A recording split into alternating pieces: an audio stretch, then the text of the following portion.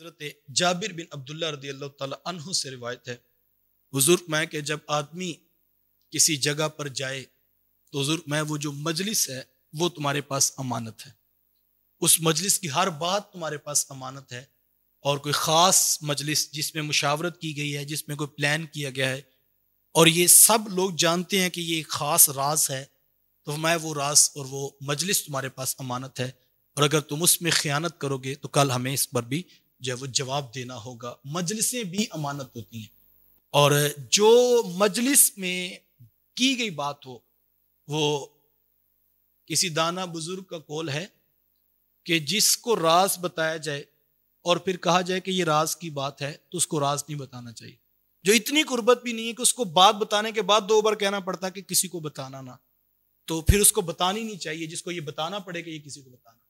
اور جس کو ویسے پتا ہو کہ میں 4 سال سے 10 سال سے 8 سال سے ساتھ ہوں اور یہ خاص بات جو ہے وہ کی گئی ہے اور اس کو بتانے کی ضرورت نہیں ہے، اس کو آگے جو ہے نہیں پہنچانا، اور وہ آنکھوں سے سمجھ جائے، وہ باتوں سے سمجھ جائے۔ بلکہ ایک حدیث فرمایا جب کوئی شخص بات کرتے ہوئے دائیں یا بائیں دیکھے تو سمجھ جاؤ کہ یہ راز کی بات ہے۔ وہ ایک بار ایسے کرے تو سمجھ جاؤ کہ اب جو کہنے لگے وہ راز کی بات ہے، یہ صرف امانت ہے۔ ویسے کسی اور دانا کا یہ بھی قول ہے کہ راز آپ کے پاس تھا، آپ کا راز آپ کے پاس تھا، اور کہا کہ آپ نے کسی دوسرے کو بتایا اور کہا کسی کو نہ بتانا، تو کہا کیسی بات ہے کہ جو کام آپ خود نہیں کر سکے کسی کو کہہ رہے ہیں کہ تم جو ہے کسی کو نہ بتانا۔ راز تو آپ کا تھا نا، اس کا تو ہے ہی نہیں،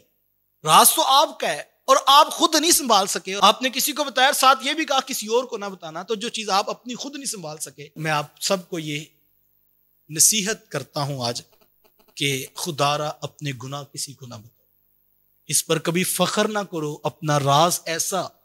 کہ جو اپنی آنکھیں شرمندہ ہو جائے۔ یہ معاشرہ بڑا ظالم ہے، جب کسی کو آپ راز بتا دیتے ہیں اور آپ کسی لے میں بتا رہے ہیں تو یہ یاد رکھیے گا کہ گناہوں کی جو ہے وہ مارکیٹنگ کی جاتی ہے، اور یہ آج کل وبال واٹس ایپ کا اور سوشل میڈیا کا الیاذ باللہ، گھروں کے گھر ٹوٹ رہے ہیں، اور طلاق کی ریشو جس شخص کے پاس بیٹھو اس کے پاس اتنی کہانیاں ہیں